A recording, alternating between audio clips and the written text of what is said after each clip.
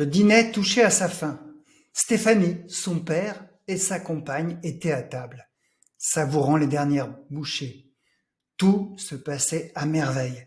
Mais soudainement, Stéphanie s'est levée au milieu de la conversation et s'est dirigée vers la cuisine. Elle est revenue avec un grand couteau de cuisine et s'est dirigée vers son père, prête à... Stop, stop, tout cela est faux. Rien de tout cela n'a eu lieu, sauf dans l'esprit de Stéphanie, une de mes anciennes clientes. Stéphanie n'est pas une criminelle, elle n'est pas enfermée en psychiatrie dans une unité pour malades dangereux. Elle aime son père et n'a jamais fait de mal à une mouche. Elle souffre de phobie d'impulsion, ce qui lui fait imaginer des scénarios horribles dans lesquels elle perd tout contrôle.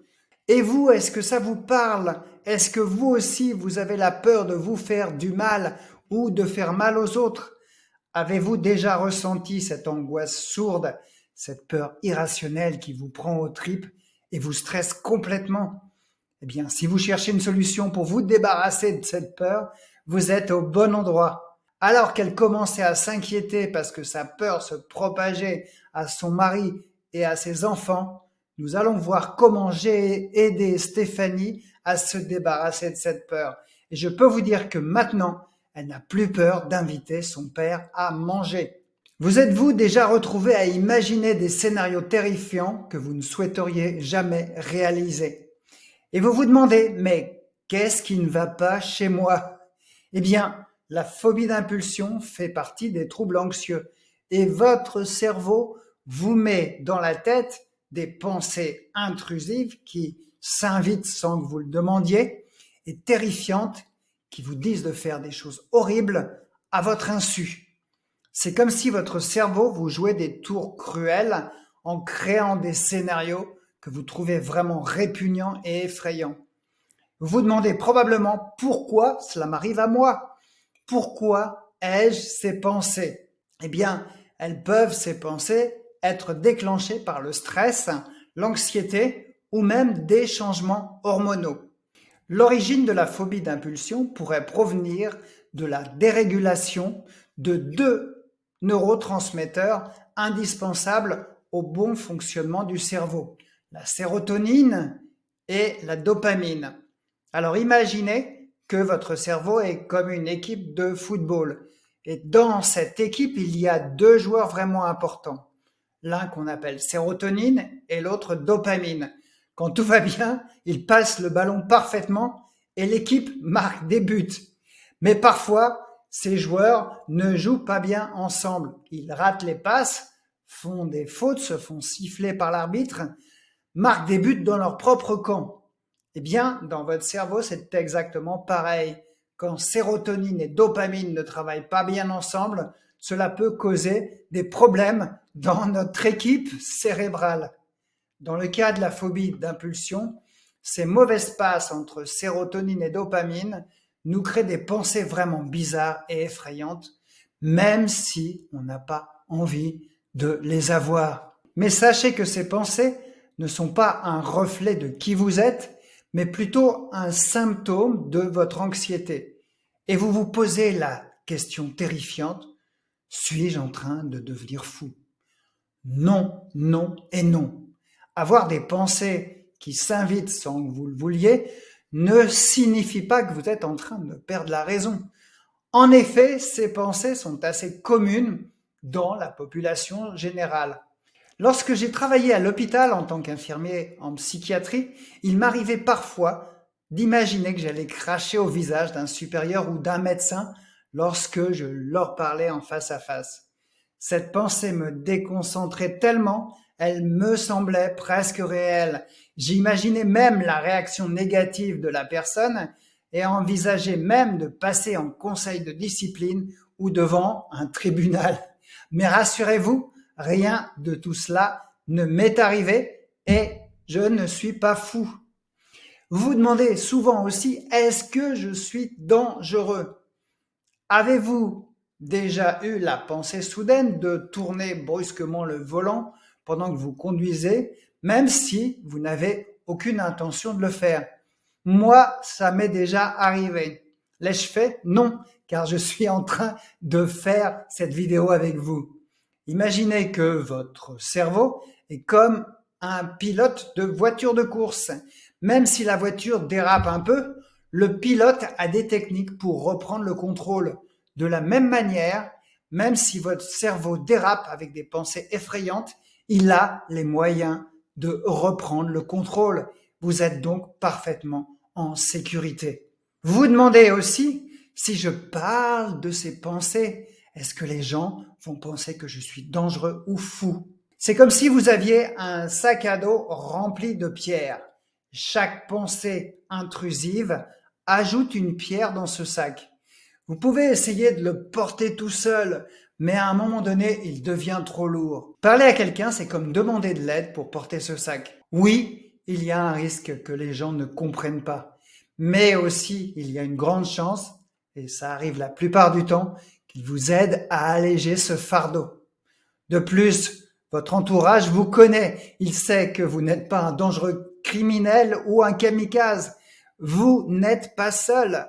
La première étape pour se sentir mieux est souvent de briser le silence. Vous pouvez d'ailleurs passer 45 minutes avec moi gratuitement au téléphone et le lien est dans la description sous la vidéo. Vous vous demandez peut-être quel traitement est efficace pour moi. Y a-t-il une solution qui marche vraiment? C'est comme si vous étiez dans une bibliothèque pleine de livres, mais vous ne savez pas lequel lire pour résoudre votre problème. Chaque personne est différente, donc le livre qui fonctionne pour quelqu'un d'autre ne sera pas forcément le bon pour vous. Parler à un professionnel peut vous aider à trouver le livre qui vous convient. Et maintenant, il est temps de vous raconter comment j'ai aidé Stéphanie à ne plus avoir peur de ses pensées terrifiantes. La première chose que j'ai fait avec Stéphanie, c'est de l'aider à identifier les pensées qui la perturbaient. Dans son cas, vous l'avez compris, il s'agissait de la pensée effrayante de faire du mal à son père avec un couteau. Ensuite, nous avons évalué ensemble ses pensées. Est-ce qu'elles étaient basées sur des faits concrets? Est-ce qu'elles étaient logiques?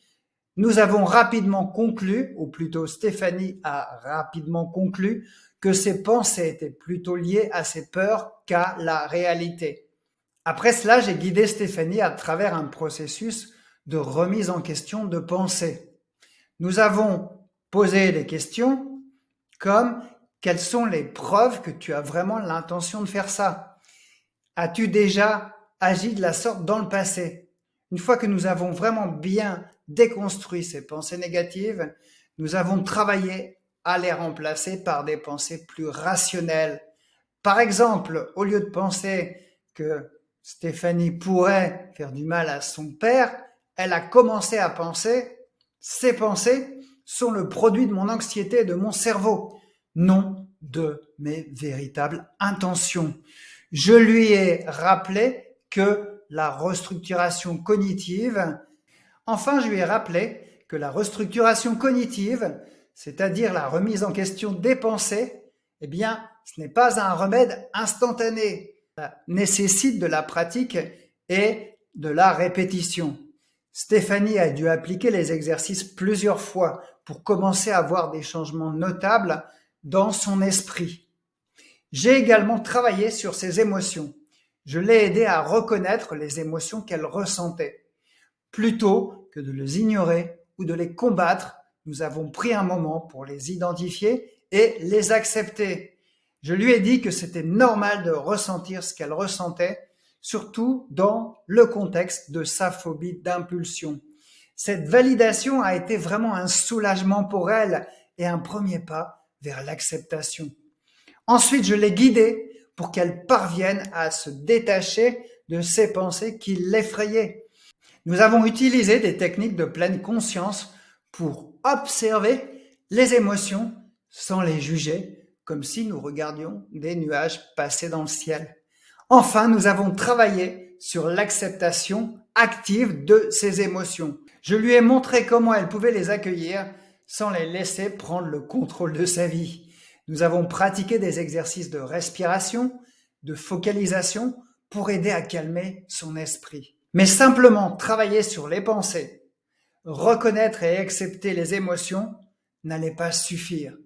Il fallait passer à l'action pour vraiment débrancher l'alarme de la peur qui sonnait sans cesse dans son esprit.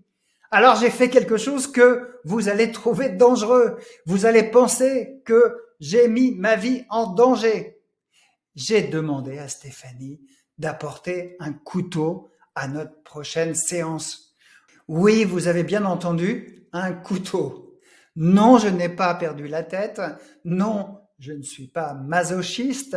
Je voulais simplement lui prouver que ses pensées n'étaient que des pensées. Lorsqu'elle est arrivée avec le couteau, j'ai pris sa main et j'ai posé la lame sur la mienne. Un tout petit peu, je ne me suis pas blessé non plus. Et ça, c'est ce qu'on appelle la thérapie d'exposition. Et devinez quoi? À l'heure actuelle, il me manque la main gauche. Mais non, je plaisante. En réalité, ce simple acte a permis à Stéphanie de comprendre qu'elle n'est pas une future criminelle. Petit à petit, l'alarme de la peur dans son cerveau s'est désactivée. Depuis, elle a invité son père à dîner et sa compagne à plusieurs reprises. Le premier repas a certes été un peu tendu, mais les suivants se sont déroulés sans encombre. Aujourd'hui, ils rient ensemble de cette histoire car elle lui a tout raconté. Eh bien, si l'histoire de Stéphanie vous a marqué, c'est qu'elle nous rappelle à quel point le pouvoir de la pensée peut être à la fois notre plus grand ennemi ou notre plus grand allié. Nos pensées ont le pouvoir de créer des réalités bonnes ou mauvaises. Elles peuvent soit nous enfermer dans des prisons mentales, soit elles peuvent aussi nous libérer et nous propulser vers des sommets inimaginables. Mais ce que je veux vraiment que vous saisissiez, c'est que cette histoire n'est pas simplement une leçon sur la gestion de l'anxiété et des phobies, c'est aussi une fenêtre ouverte sur le potentiel illimité de la pensée humaine. Imaginez un instant si nous pouvions canaliser cette énergie mentale, non pas pour alimenter nos peurs, mais pour réaliser nos rêves, pour créer un monde meilleur.